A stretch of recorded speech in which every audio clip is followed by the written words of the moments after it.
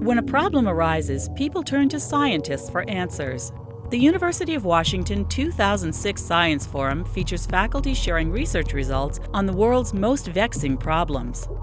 Mary Desis examines how the immune system may be used in the future to prevent cancer through the development of vaccines. David Eaton looks at the research on genetic, lifestyle, dietary, and environmental factors to puzzle out why some of us get cancer and others don't.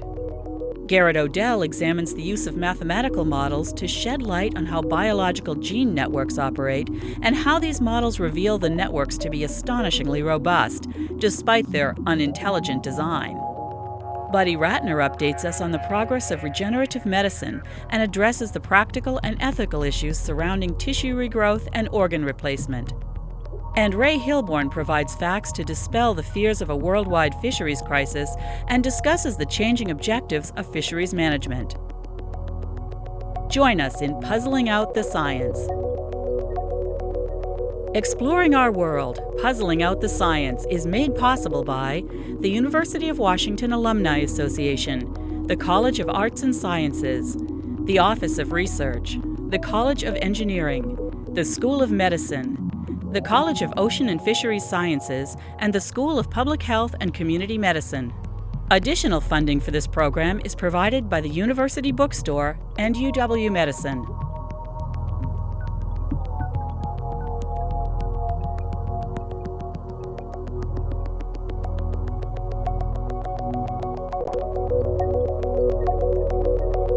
It is my very great privilege and honor to introduce tonight's guest. Mainly because he's a great friend and a wonderful colleague, but he's also a faculty within my own home department, the School of Aquatic and Fisheries Sciences in the College of Ocean and Fisheries Sciences. Ray Hilborn is at a point in career where his stature has reached the level that the world takes heed of his opinion.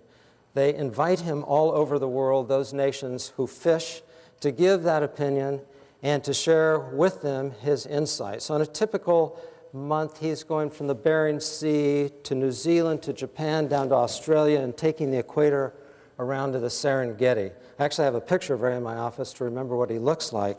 I see him so infrequently. He is the Richard and Lois Worthington Professor of Fisheries Management in the school, and I thought that I would try to briefly convey a sense of his career. In this side, as you read the titles, there are three components that strike me. The first is I like his titles. Ray's an immensely effective communicator, and his titles are provocative. His very famous book, the first title, Ecological Detective, Confronting Models with Data. Can you imagine that? Can fisheries agencies learn?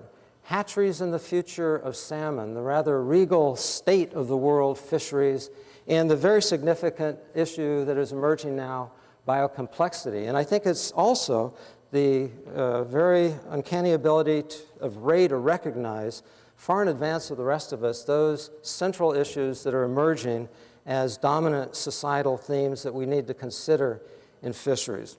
And that is the third major point.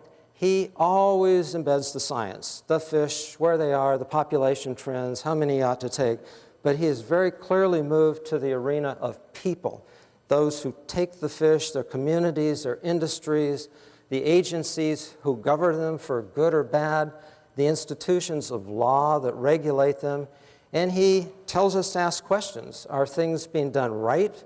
Are the people behaving correctly in the construct of incentives they're given? Is their behavior wise, stupid, right, or wrong? And I think this will be one of the themes tonight. The fourth point really is not so intuitive. It's that he publishes a tremendous amount. And recently I realized that he is a new metric in our department against whom other faculty measure their career. And part of our career is to publish papers in the peer-reviewed literature. And so I was standing in a faculty's office talking to her when another neighbor, colleague, faculty came in and gleefully announced that he had just had a Hilborn moment. And we were shocked and looked at each other and wondered what sort of spiritual catharsis this might be. But she asked, what's a Hilborn moment? And he said, I have just had my 3rd paper accepted. And this was early April, so that rate is quite impressive. But she asked, this year? And he looked startled and turned to her and said, no, today, a Hilborn moment. The stuff of legends. I'm often told by the faculty that my main task is to serve them. And in Ray's case, I've been rewarded with so many opportunities to serve in ways that I wouldn't have anticipated. I'm able to buy him and his friends matching summer outfits to use at their Alaska field camp. And in fact, I was even able to go up and show Ray how to properly measure fish to ensure high quality of the data he uses in talks like this.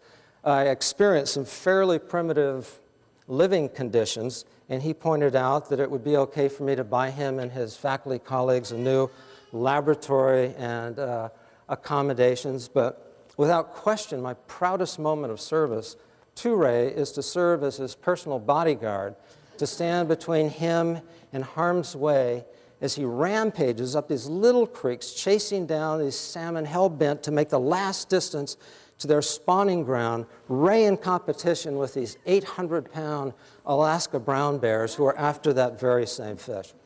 And through it all, he's energetic, he's enthusiastic, he's full of ideas, and he's full of optimism.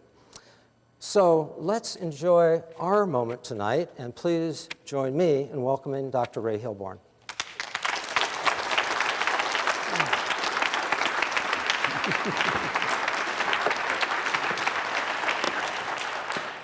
I was always under the impression that it was impolite of the person doing the introduction to outstage the speaker, and there's no way that I can possibly keep up with Dave's introduction, but I will want to thank him for all his generosity in providing our facilities and for doing everything I've asked of him in the last hour or two. And trying to interpret that faculty moment that must have been Andre Punt. I can't imagine who else gets 3 papers accepted in one day. All right, thank you very much for the opportunity. Thank you for all coming out here tonight. And I'll try to be half as entertaining as David was. Okay, I'm calling this talk Reinterpreting the Fisheries Crisis because everybody knows about the fisheries crisis. Before we get into that, I want to reset your mental framework and remember how important fisheries are by showing you some people who really depend upon fish. This is a girl named Jasmine. Her father is an artisanal fisherman in Patagonia. Her food comes from fisheries being sustainable. Her clothes come from fisheries being sustainable. There is no government bailout if the fisheries that her family depends on go under. This is Johnny Lind, a native fisherman in Chignik, Alaska. There's 3 native villages in the region of Chignik, and basically they live on fishing, and they live on fishing being sustainably managed by people like us. This is just a great picture I had to include of Nigerian artisanal fishermen. Again, throughout Africa, there are tens of millions of people who depend upon fishing. Worldwide, there's somewhere between 50 and 200 million people whose livelihoods are directly tied to fishing. So it really matters. Okay. Let's go to the world's fisheries crisis. I'm sure everybody here is familiar with it, and I tend to call it a litany because it's got a common theme, and the basic themes are that most of the world's fisheries are depleted or rapidly deteriorating. Wherever they operate, commercial fishing fleets are exceeding the ocean's ecological limits. And the litany in the science field has been reinforced by a series of papers in Science and Nature that have attracted enormous attention. And I'll come back to these when I start reinterpreting. This was a paper by Casey and Myers that really stated the case that even marine fish can be driven to the verge of extinction. And this is for a species called the barn door skate, and you can see the graphs showing all sorts of measures of the barn door skate going down and down till they're basically gone. And this paper proposed they should be listed as an endangered species.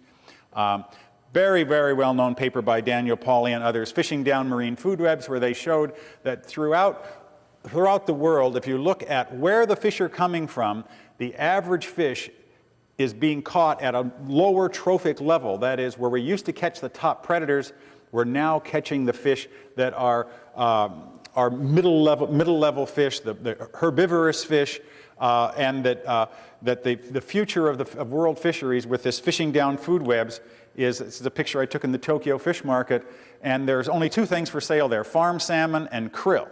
And what Daniel Pauly will often say is that, you know, the fishing down the food webs means where we're going to end up is eating krill and eating jellyfish, and that's the inevitable result of fishing down food webs. This is a very famous paper. It made the front, not only made Nature, it made the front page of the New York Times, the front page of the Washington Post, and the front page of the Seattle Post-Intelligencer. And it basically argued that if you look around the world, that all the major high seas fisheries for pelagic fish, these are tuna and billfish, were rapidly depleted, and by 1980 those stocks were down to less than 10% of where they started. The key points of the litany are that fish stocks around the world have all been exploited and are now largely depleted, that fishing fleets are roaming the world looking for the last fish, and that the traditional approaches to fisheries management have failed and we need radical new solutions. And a common theme emerging from almost all of the papers in the litany is we need to establish networks of marine reserves throughout the world and move from the failed single species management to ecosystem management. The analogy I like to draw is that world fisheries is like the Titanic. It's hit an iceberg, it's ripped up the middle, it is hopelessly lost, it's time to bail out and get into the lifeboats. Now, in case you want to get the 5-minute version and leave now, my alternative reinterpretation is that in fact there are many successfully managed fisheries in the world. Certainly there are many unsuccessfully, but there are many successfully managed fisheries. The concept of adaptive management involves trying different things, experimenting, learning what works, and applying the successful lessons. So my argument is that rather than bemoaning the failures, we should look at the successes and apply those lessons elsewhere. And that in fact we really do know how to manage fisheries. We have lots of examples of what to do. It's just we need to apply those lessons a lot more. So what I'm going to do in the talk is first give you some examples and characteristics of successful fisheries, reconsider fisheries objectives, reevaluate the litany, and finally make some suggestions on where to go from here. This is a Google Earth, one of the coolest computer applications the world has ever, probably the coolest computer application the world's ever seen. And this is Iceland, okay?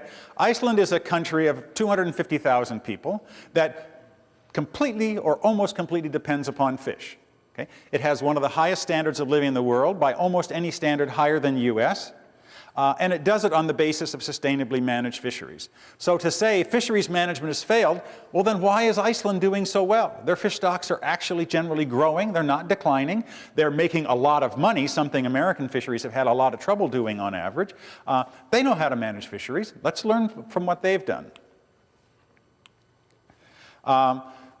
The Marine Stewardship Council is an organization that certifies fisheries as being well managed. It was founded originally by the World Wildlife Fund and Unilever, and it has a series of principles for evaluating fisheries. I won't go into the details, but basically it's a reasonably stringent set of criteria that this fishery is well managed on an ecological, biological, and administrative basis.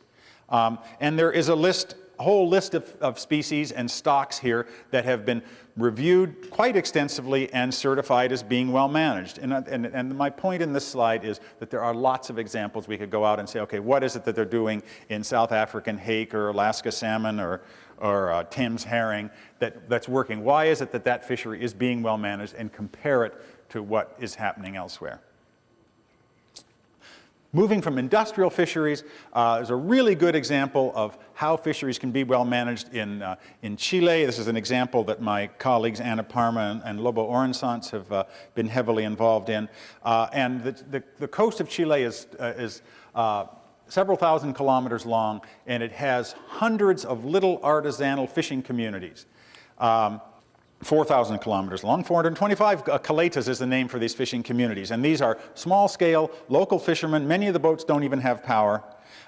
And the target species is a thing called loco. It's a snail, And it competes with abalone at the low end of the abalone market. Very, very valuable.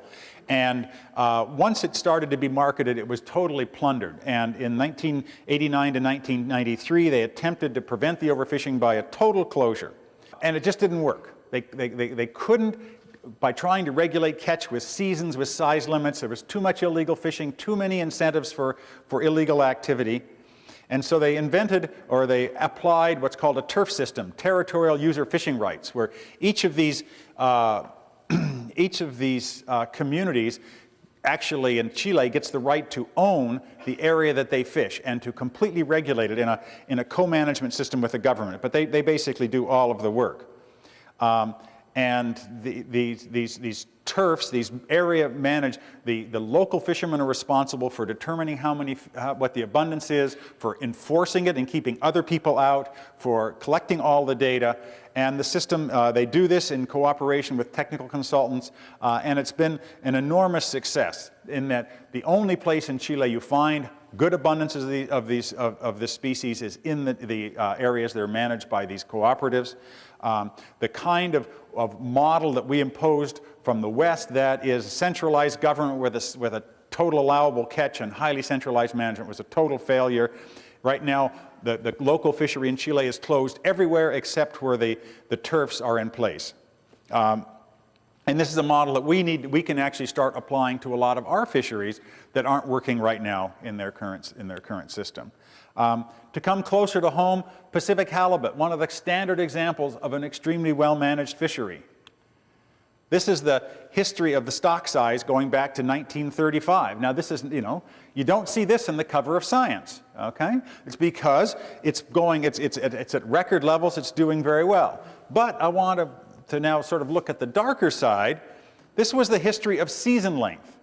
And by the 1980s, the fishing season was down to a day or two a year. In some places, the entire catch for the year would be caught in 12 hours. This was a dramatic biological success, but at that time, economically, distinctly less successful. Fortunately, it's a high-value fish. People were doing well. But since the late 1990s, the management system has changed, and now there's quite a few fewer boats, and the system, there's now a season that runs for most of the year. Another example that David already showed some slides from Bristol Bay, Alaska. Again, a real success story. The total catch, the total return to that system has been at record levels since the late 1970s.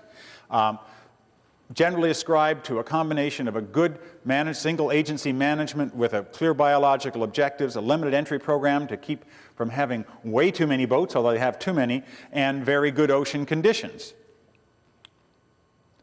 But again, biological success, much less successful economically.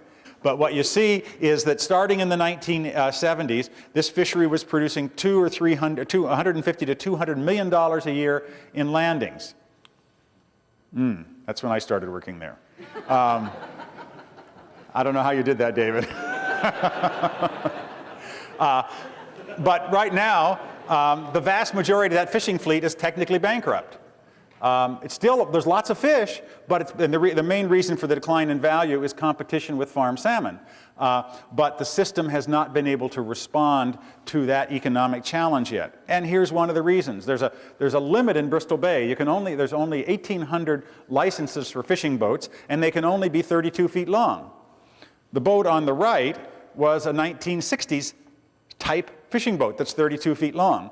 The boat on the left is a 1980s 32-foot fishing boat. You notice they've cut off the bow, so it's not 30, But that's what happens when there's a lot of money to be made, and almost all of the money has been going into bigger boats and bigger licenses and bigger mortgage payments rather than actually making a lot of profit. So that right now, whoever owns that boat wasn't fishing it that day because he probably couldn't afford to put it in the water. Okay, these successes illustrate that simple institutional structure can maintain biological success. One of the characteristics of Iceland is it's a tiny country. It doesn't have 7 layers of bureaucracy deciding fisheries policy. Bristol Bay is managed by a single agency, the Alaska Department of Fish and Game.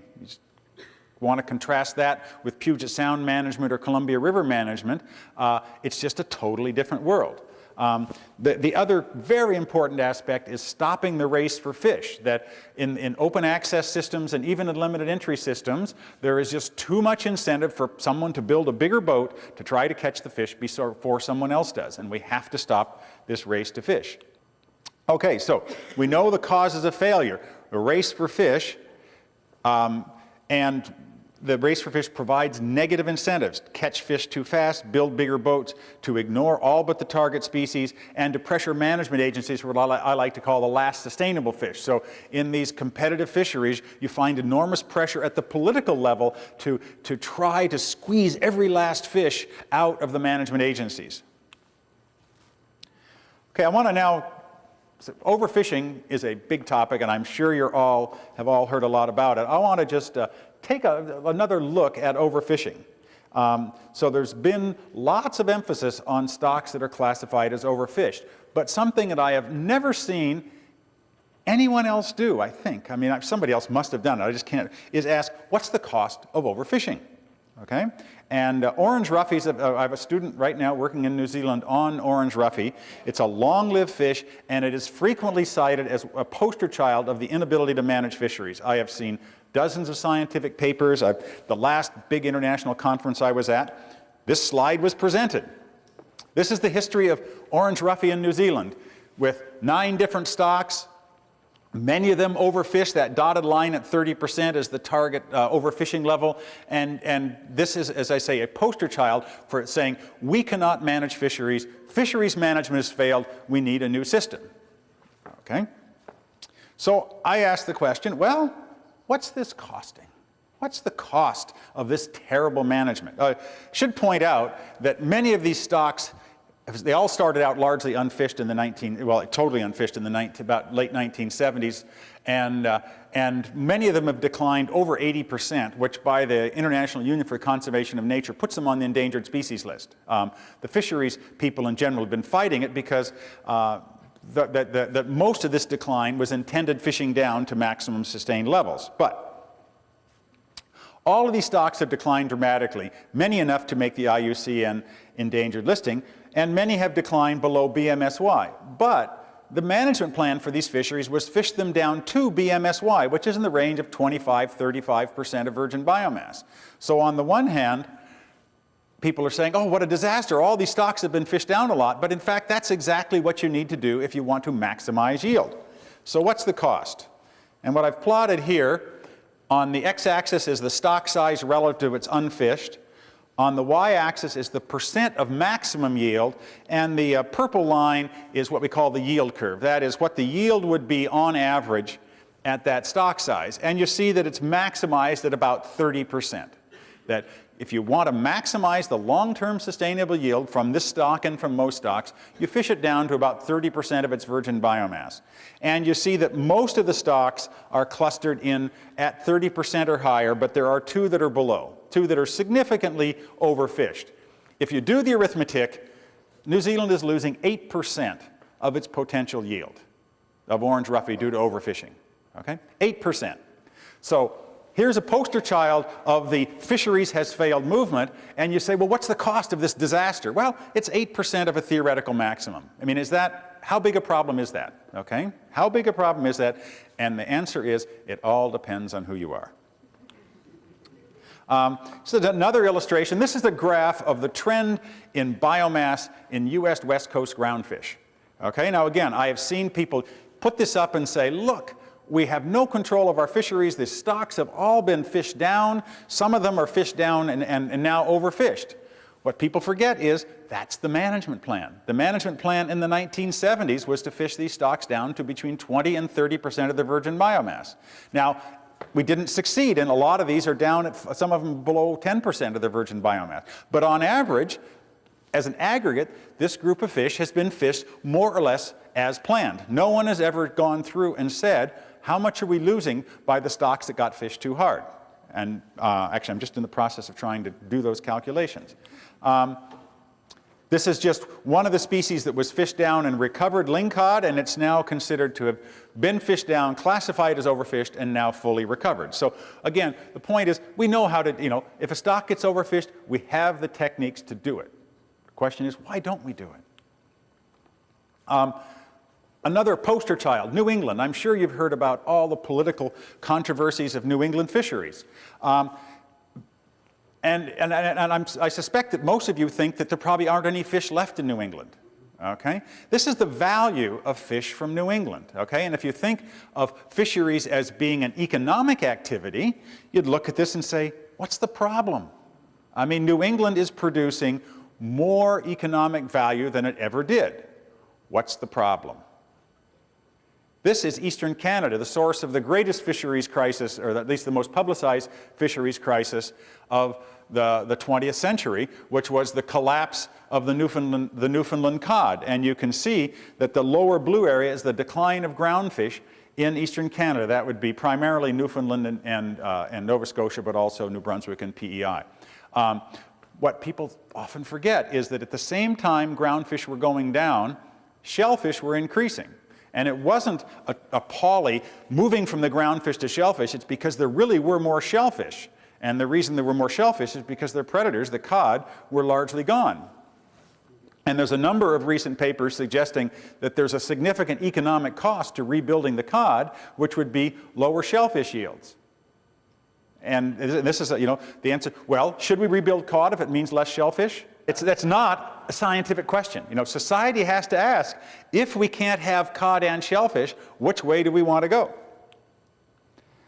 So let's just look at U.S. fisheries. If you sort of do the rough numbers, U.S. is losing about 15% of its potential yield by overfishing. And if you want a rough way to think of it is 30% of American stocks are overfished. The average overfished stock, you might be losing half the yield. Therefore, you're getting 15%. Turn it another way, the U.S. councils and NOAA should be getting a grade of 85%. Okay, they're getting 85% of a theoretical maximum. Now, that's not a failing grade in any course I know. It's actually it's in some sense, considering all of the complications, it's remarkable. They do that well. Is it good performance or is it a crisis? It all depends on who you are.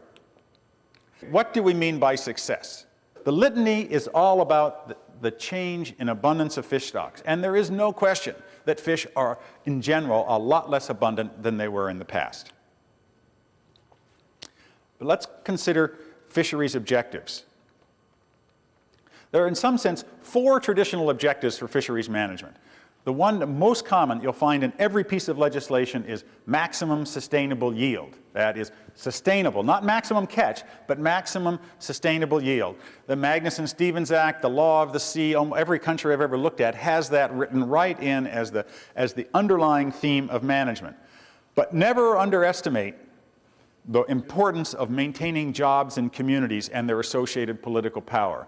If you want to understand why New England has had so much fisheries crisis, it's because of enormous political power being applied to maintaining existing people and existing industries and maintaining existing fishing communities. And it's true the world over. You want to understand why Senator Stevens had put into the Magnuson-Stevens Act in 1976 that there would be no more individual transferable quotas. It's because he didn't want to lose jobs from Alaska because he thought that with these ITQ systems, all the jobs would drift down to the lower 48. Ecosystem preservation, in some sense, this is a newer agenda. The conservation NGOs have really been pushing this, and they've been doing it quite successfully in saying, look, there's more to the world than just catch. Their marine ecosystems have value in themselves, and we ought to preserve them for their own value. And the last agenda item is economic profitability, that in addition to jobs in communities, we might actually want fisheries to make money. It's a pretty foreign concept in a lot of North America, but there's a growing desire to see fisheries actually consistently profitable rather than go through the booms and the busts. Now, if you look on the series of graphs now, the x-axis is fishing effort. The right hand is high, and the biological yield occurs at an intermediate level of fishing effort, the maximum biological yield. This is the maximum sustained yield that all the laws tell us we're supposed to do.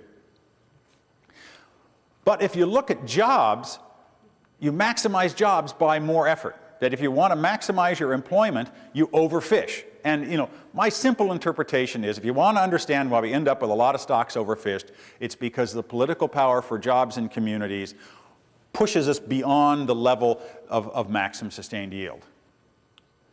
Now, if you think about ecosystem preservation and maintaining intact ecosystems, you're going to do that with no fishing effort. Okay, so we've got a real conflict here. If you want to maintain jobs, you have a lot of fishing effort. If you want to maintain ecosystems, you have very low or no fishing effort. And there's no question that these two objectives are in conflict.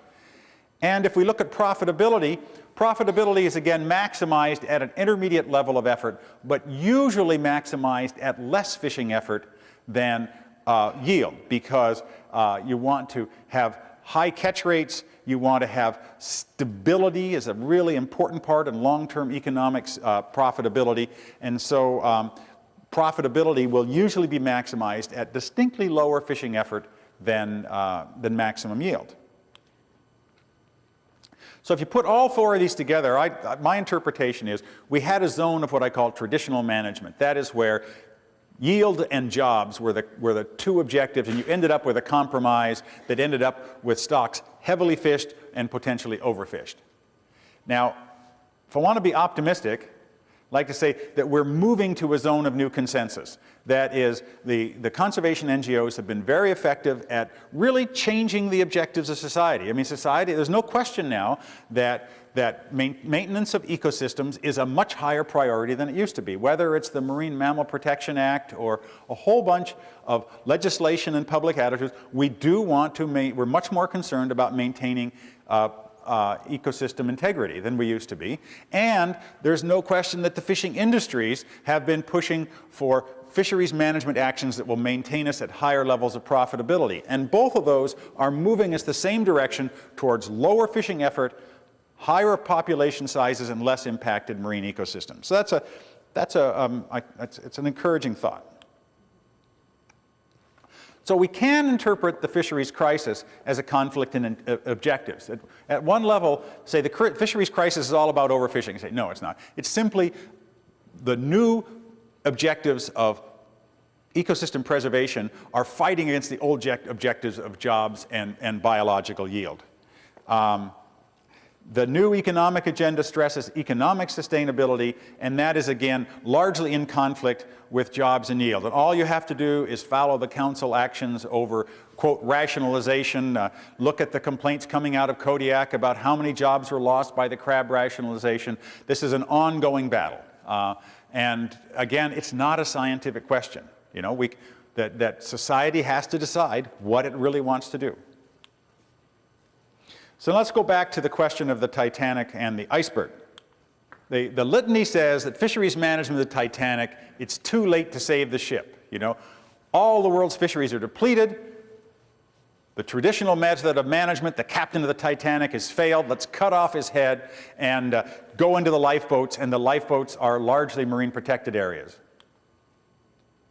Let me go back and reevaluate what I call the core papers of the litany, because it's a pretty sad tale, and it doesn't reflect very well on the scientific process at the moment. First, we'll start with the Casey and Myers paper purporting to show that a large, widely distributed fish is going extinct. This is the barn door skate in New England and eastern Canada. After the paper was published in Science, it was reviewed by the National Marine Fisheries Service in the US and Department of Fisheries in Canada, and they concluded the stock is not endangered, nor is it even overfished.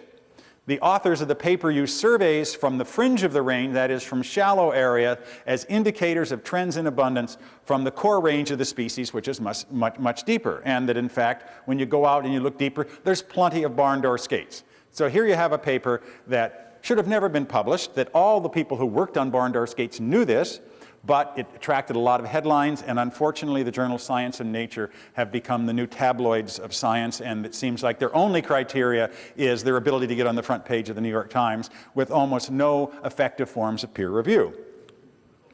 Fishing down marine food webs, if you remember the story from Daniel Pauly, is that we took all the big fish, and now we're fishing the middle fish, and when they're gone, we're going to be eating jellyfish. And the way they demonstrated that was by showing the average, if you take the catch and you say, which trophic level does the catch come from, the average trophic level was declining. One of my colleagues, Tim Essington, and some of his associates, published a paper last year in the Proceedings of the National Academy of Science, not Science or Nature, but a reputable journal, showing that in 21 of the 30 ecosystems that Polly showed had declined mean trophic levels, the catch of the top fish was still increasing. It's just that the catch of the middle fish had increased faster. So the decline in mean trophic level wasn't fishing out the big guys and moving on, but instead was just because these fisheries were still developing, markets for the middle trophic levels were developing. It's not to say that those ecosystems, if left unmanaged, wouldn't ultimately be overfished and the big guys will be gone. It just hasn't happened yet, okay? Science refused to even review this paper. Not worthy of review. Not Pauly's paper, but Essington's paper. Meyer's paper on worldwide depletion of predatory fish communities. Again, this was published in 2003 in Nature, and as I say, made front page New York Times, Washington Post, Seattle Post, Intelligencer. Paper caused an uproar among literally every specialist in pelagic fish communities because they knew it wasn't true. And I know Ram Myers well. I called him up the day the paper came out. I said, Ram, have you ever looked at the catch of these species? And the problem is that he says they were all fished out by 1980, and yet the catch has continued to increase for the last 25 years. These are just the catches continue to grow from species that were supposedly depleted 25 years ago. And there have now been, I think, 3 rebuttals published of his work, and you know, it never should have been published. Every expert in the field knew it was wrong from day one. I know one of the reviewers for Nature was probably the best known British fisheries scientist in Britain, and he was one of the reviewers, said it's wrong, it shouldn't be published. Nature said, we have 2 favorable reviews, we're publishing it. Now let's compare and contrast the litany. What's the conflict? The litany stresses the decline in abundance and the decline in pristine habitats. Whereas the people, I will call them the fisheries managers, are interested in sustainable yield, and you can say by legislation. That's what the law tells them to do. It's a sad fact of life, but maximum yield is obtained at low biomass, and it's often below 20% of original biomass, but it's certainly in the 20 to 30% most of the time. And this is something that few people really appreciate. You expect ecosystems being exploited to maximize yield to be very different from pristine ecosystems. There are not going to be a lot of fish around. There's going to be a lot fewer around. There are going to be very few large fish. That's what happens if you maximize the yield from a fish population. And that is definitely in conflict with the goal for intact ecosystems. This is the picture of one of my favorite wineries in New Zealand. Okay? You can't have a winery and an intact ecosystem. You can't have a farm and an intact ecosystem. We seem to somehow think that we can have largely intact marine ecosystems and still take yield out of them, whereas we all know we can't do that on land. And it's just an intrinsic conflict, and somehow society has to decide how much we want to set aside for preserved, more or less intact ecosystems, how much we want to set aside for utilization. Society hasn't really figured out how to make that choice yet. So, defining, redefining the issues. The litany says the issue is overfishing. An alternative view is that overfishing is a symptom, and it's a symptom of overcapitalization, too many boats chasing too few fish, and improper incentives. Okay, I've already mentioned that in the US, we only lose 15% of potential yield due to overfishing. And I challenge you to name me another public agency that produces 85% of a theoretical maximum. Okay, I mean 85% scores probably even higher than that because it's pretty well hard to imagine. I have my UW retirement and TIA CREF, and I'll guarantee you they're not coming anywhere close to 85% of what an omniscient stock market manager would have done in the last 20 years. And I don't think you would argue that the Seattle school system is producing 85% of its potential maximum, or in fact, name me another organization. It'd be hard to find. Somebody suggested a few others, but I laughed too hard. Okay. Let me just mention briefly marine protected areas, and this is an area that actually I've got a paper that I haven't got any reviews back from it, but it's called faith-based fisheries, and it basically argues that the advocates of marine protected area have become much like the creative design movement. They know the answer. It's marine protected areas, and they're out there trying to find justifications for it. That it's very clear and growingly clear to, I think, almost everybody, including many of their advocates, that marine protected areas provide few, if any, benefits to fisheries management. And the more we look at it, it really looks like they provide few biodiversity benefits in industrial fisheries, unless they're enormous. The problem is that most fish move too much. And you can close off large areas, but you don't get that many benefits just because the fish move too much. So my argument is that Titanic is really a poor analogy. There's been a fleet of ships under different captains, hundreds of fisheries around the world, managed in various ways. Some have hit the iceberg and sunk. There's no question that we got a lot of real disaster stories out there. But on the other hand, many have been more careful. They've guided themselves. Many are still headed towards the ice. And especially those with open access. But rather than jumping into lifeboats, let's follow the examples of ships that have found a way. Learn from the experience of successful fisheries. Characteristics is, first you got to decide what the objectives are, because you can't be successful until you know what you're trying to do. And this is a really important quote. It comes from, it was written a long time ago, 25 years ago, and it was done by a fish biologist who went and studied fisheries management in Palau in the Western Pacific. And this is something that we've been very slow to learn in the developed world. The most important form of marine conservation used in Palau and many other Pacific islands was reef and lagoon tenure. The method is so simple that its virtues went almost unnoticed by Westerners, yet it's probably the most valuable fisheries management measure ever devised. Quite simply, the right to fish in an area is controlled and no outsiders are allowed to fish without permission. Okay?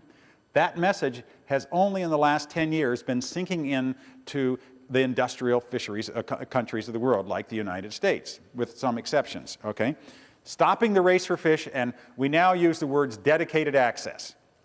And the current version of the Magnuson-Stevens Act that's working its way through Congress is very big on dedicated access.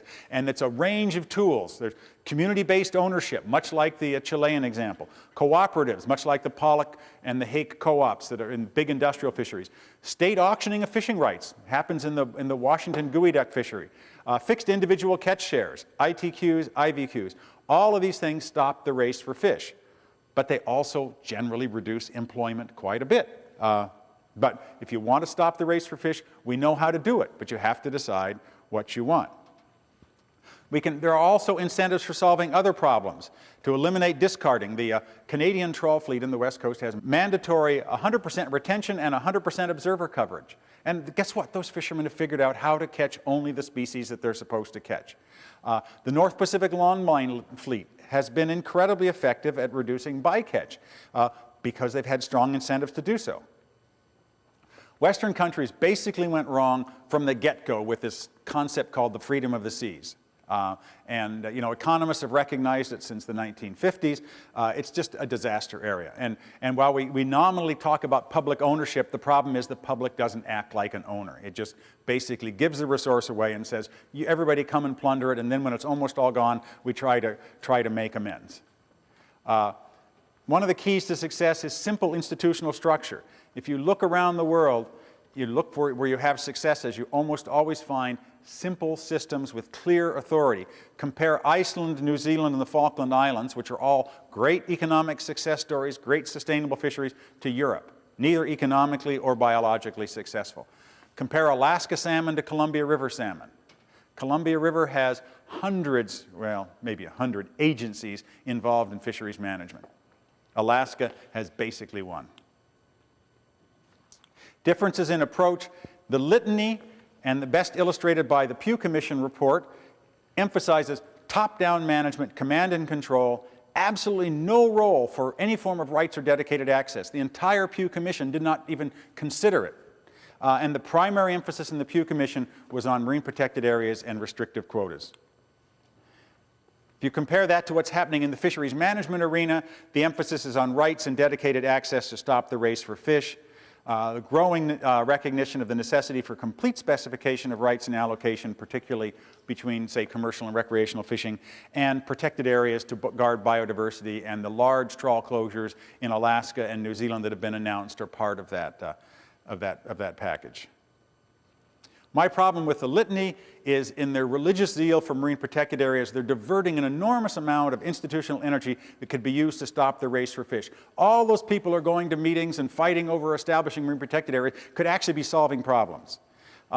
And then the advocates, people from the litany, often actively oppose tools that stop the race for fish. Many of the NGOs actively oppose any form of ITQs or allocation to individuals on sort of philosophical grounds. Now, within the NGO community, a number of NGOs have also, like Environmental Defense and the Nature Conservancy, have gotten behind dedicated access and are being really constructive forces in changing fisheries. But that in general, the people behind the litany, I think, are a positive impediment to progress in fisheries management. The nature of the fisheries crisis is a clash in objectives. It's not the collapse of the world's fisheries. There are many concerns. Much of the world lacks governance that will work. That is, you know, we know what to do, but there's a lot of places that it's simply not going to work. The key to success is objectives, determining incentives, dedicated access, and an appropriate scale. Now, when preparing for this, I discovered that Shakespeare was on top of this a long time before the rest of us. And if you remember the story of Henry V, he goes off to France to claim the French part of his throne. He wins the great battle of Agincourt, and the closing lines of the play say what happened, that Henry VI, his son, in infant bands crowned King of France and England, did this king succeed, whose state so many had the managing, they lost France and made his England bleed. Okay? That he knew the secret to success was simple institutional structure, a single, straightforward management system. So, where to from here? Within the economic zones of many countries, the lessons have been learned and real progress is being made. In the US, in Canada, in Mexico, Australia, New Zealand, Iceland, a lot of countries around the world are learning this. But I mean, I don't want to be a Pollyanna. There's a lot of parts of the world that there is very little hope. Europe is just a basket case, and it's a basket case because of the institutional structure of the EU and the need for consensus. They have not moved, they seem to have moved nowhere beyond protection of jobs, and the result is they have very, very poor fish stocks. There's a lot of countries that have little effective governance, that the potential for imposing anything from top down is weak, and I just can't be that optimistic about what's going to happen in those places. Within a lot of those countries, the place there seems to be potential is when they have a social mechanism for small-scale management, and communities can in some way, legally or extra-legally, claim and protect their own fishing rights. The high seas, I'm a complete pessimist. There isn't a high seas fishery in the world right now that is being held above its unregulated level by the management agencies. They're totally ineffective because they have no power. They almost all require consensus, and until we have a whole new form of international governance, I have no hope for the high seas. We know what to do, but we don't know how to get it applied in some of these locations. So conclusions, there's a range of fisheries management approaches that stop the race for fish that are effective. There are incentives for stopping bycatch and ecosystem impacts. There is an ongoing change in objectives towards less ecosystem impact and more economic profitability, and we need to learn from the experience of successful fisheries. I just want to close with going back to the people for whom this really matters. We've got to get this right. There are hundreds of millions of people who depend on our success. Thank you very much.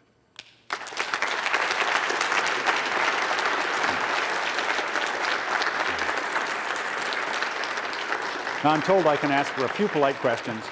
My question is, how can you compare Alaska salmon and Columbia River salmon when what we're looking at, in addition to different institutional models, is an incredible difference in the landscape, both habitat development and actual construction of dams on the Columbia River? Oh, I mean, that's undoubtedly true, okay? I mean, but if you were to look at the Columbia and say, given the landscape, what is its potential? It's still failing. I mean, you've just, every decision has 35 people, 35 agencies involved. It's just, it's hopeless. It's really hopeless if you have that many people trying to solve any, a camel built by a committee would be a treat compared to what happens in places like the Columbia River.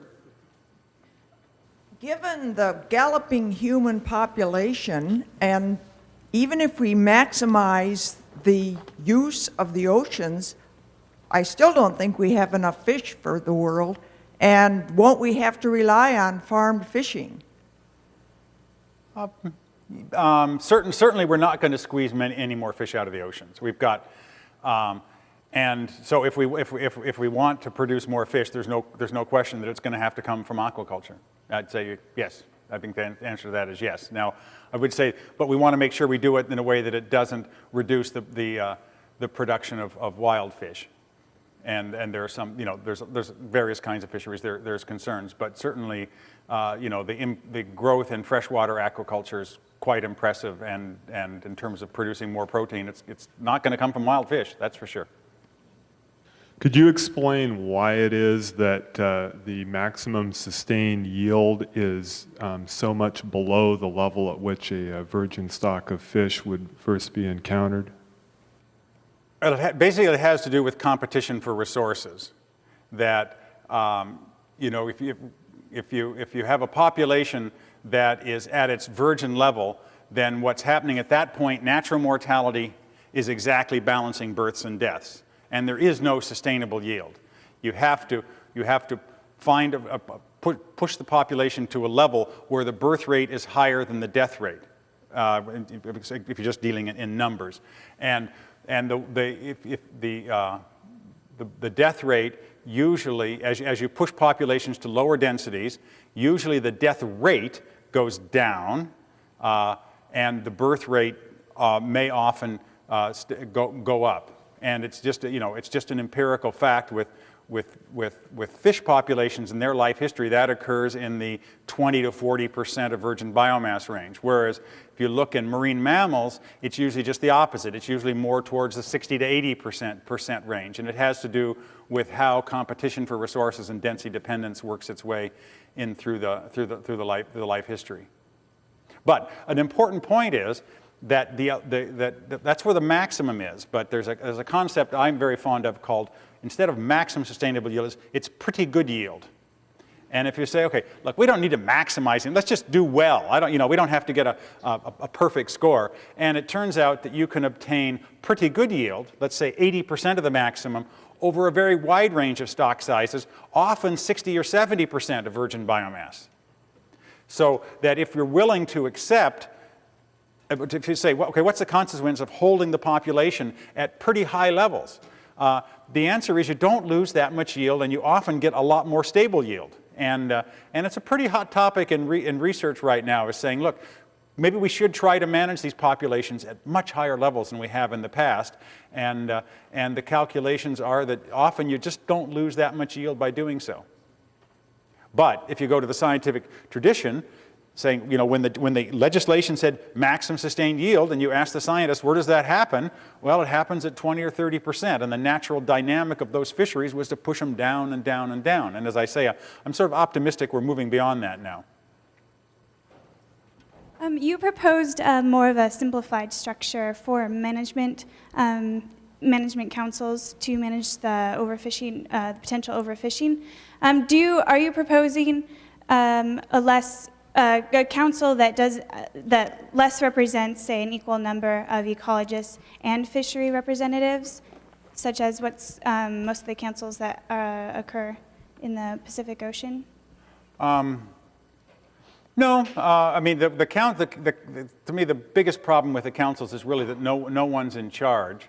And some councils have quite a good track record, and some have a pretty bad track record, and it all depends a lot on the political dynamics of where they're from. I don't see that changing the council representation is that important. I mean, I don't buy the argument that we can't let the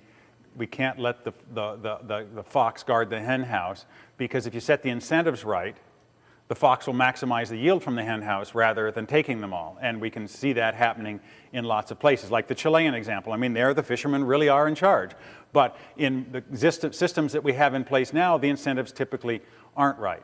I mean, I personally have lots of problems with the council system because it's basically management by committee. And if you want an example, take the Pacific Council, which is a long-standing problem with discarding in the groundfish fishery.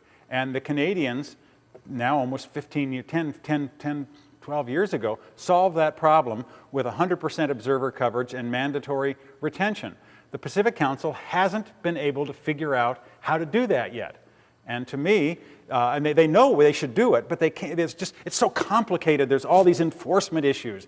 And the difference was, in Canada, there was a single individual who was titled the groundfish manager. And his job was to solve that problem. He didn't have any power. He had to manipulate the system. But when he got up every morning, he got up and says, my job today, same as yesterday, solve this discarding problem. There is no one in the American system who has that responsibility. It's diffuse across the council staff, NOAA staff. There's no manager. I was wondering if you cared to comment on any shifts in industry management that might occur with the implications of ocean acidification and reef destruction and things of that nature based on the results of global warming, global climate change. Are we going to see things with enough foresight to possibly mitigate those, or are we going to come to that crossroads and then have to bridge it then? Well, there's certainly a lot of energy going into trying to anticipate what's going to happen, and our old institutions are pretty hopeless because they were very reactive.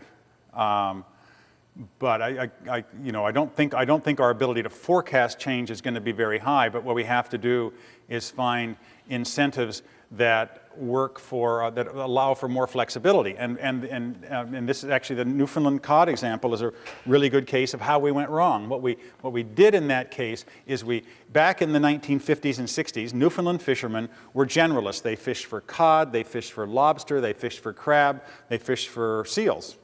Oh well. And then as we started having problems with overcapitalization, we imposed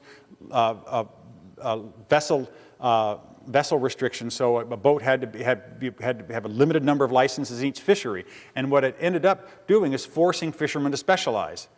Then when the cod crisis came along, all the cod fishermen were basically on the beach, and the crabs and lobster fishermen got rich. Literally, you'd have a village that had 2 lobster fishermen who were making $1 million, and everybody else was on unemployment.